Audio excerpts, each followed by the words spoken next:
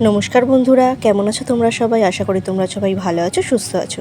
ঋতুপর্ণাস ওয়ার্ল্ডে তোমাদের সবাইকে ওয়েলকাম। আজকে আরও একটি রান্নার রেসিপি নিয়ে চলে এসেছি। আজকে তৈরি করব সুজির ক্ষীরবল। দেখে নাও তোমরা কত সহজ পদ্ধতিতে বাড়িতেই সুজির ক্ষীরবল তৈরি করা যায়। ফার্স্টেই দেখো এখানে কড়াই বসিয়ে দিয়েছি, তার মধ্যে দিয়ে দিলাম দুধ। ফার্স্টে আমি যেটা তৈরি করব সেটা হচ্ছে একটা ক্ষীর তৈরি করব। ফার্স্টে দুধ দিয়ে দিলাম, তারপরে এখানে দেখো মিল্ক পাউডার দিয়ে দিচ্ছি।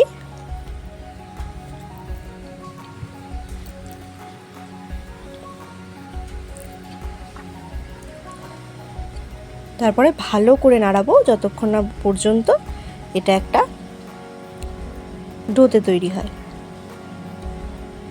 তারপর দেখো এর মধ্যে কিছুটা খোয়া ক্ষীর দিয়ে দিচ্ছি।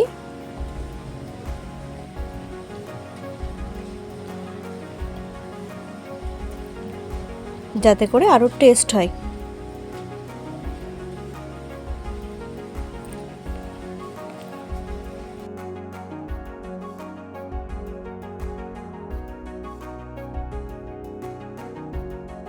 দেখো ক্ষীরটা আমার অলমোস্ট তৈরি হয়ে গেছে। ক্ষীরটা আমার এখানে তৈরি হয়ে গেছে। এবার এটাকে ঠান্ডা করতে দেবো কিছুক্ষণের জন্যে। তারপর দেখো ঠান্ডা হয়ে যাওয়ার পর এটাকে ছোট ছোট বলের আকারে তৈরি করে নিয়েছি। আর একটু নিয়ে নিয়েছি গুঁড়ো দুধ। এবার তোমরা দেখো আমি কি করি।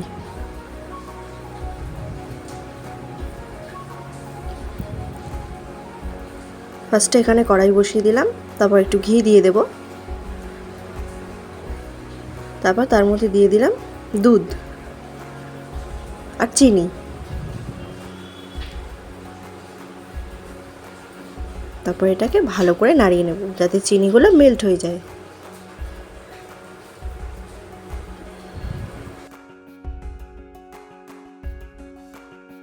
দেখো তারপর এখানে নিয়ে নিয়েছি সুজি। এটা আমি আগে থেকেই শুকনো খোলায় রোস্ট করে রেখেছিলাম। তারপর সুজিটা দিয়ে ভালো করে নাড়তে হবে।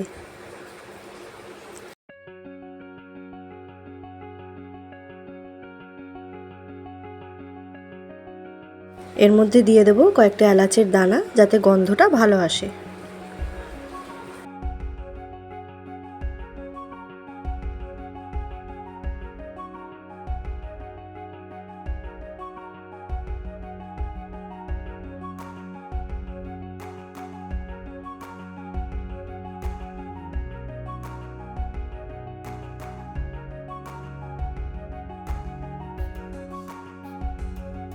দেখো ডোটা আমার তৈরি হয়ে গেছে। এবার এটাকে নামিয়ে ঠান্ডা করতে দেব। একটু ঠান্ডা হয়ে যাওয়ার পর এর মধ্যে ফার্স্টেই দিয়ে দেব বেকিং পাউডার। তারপর দিয়ে দেব ময়দা। তারপর দিয়ে দেব এই 1 চামচ মতো ঘি। তারপর এগুলোকে একসঙ্গে ভালো করে মাখিয়ে নেব।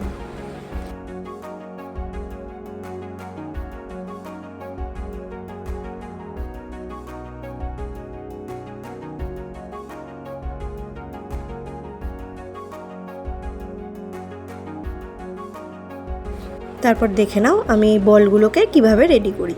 ফার্স্টেই হাতের মধ্যে একটু ঘি মাখিয়ে নিলাম। তারপর এই ডোটার থেকে একটু একটু করে কেটে নেব। ফার্স্টে একটু কেটে নিলাম,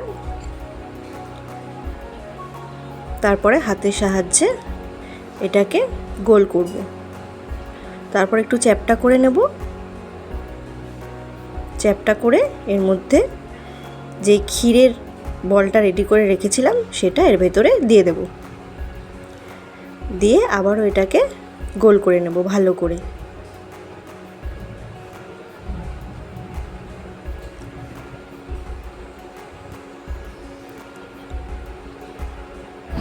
তারপরে যে মিল্ক পাউডারটা রেখেছিলাম ওতে ভালো করে কোট করে নেব। দেখো রেডি হয়ে গেল আমার ক্ষীরবল। তারপরে এটাকে যেই গুঁড়ো দুধটা রেখেছিলাম গুঁড়ো দুধের মধ্যে ভালো করে মাখিয়ে নেব। দেখো আমার রেডি হয়ে গেল একটা ক্ষীরবল। হাতে একটু ঘি মাখিয়ে আবারও একই প্রসেসে একটু চ্যাপ্টা করে নিয়ে এর ভেতরে ক্ষীরবলগুলো ঢুকিয়ে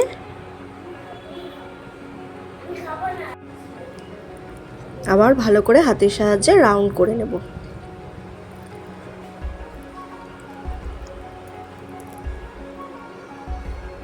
তারপর এই বলটাকে নিয়ে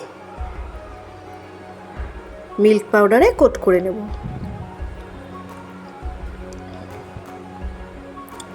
দেখো আরেকটা রেডি হয়ে গেল সুজির ক্ষীর বল।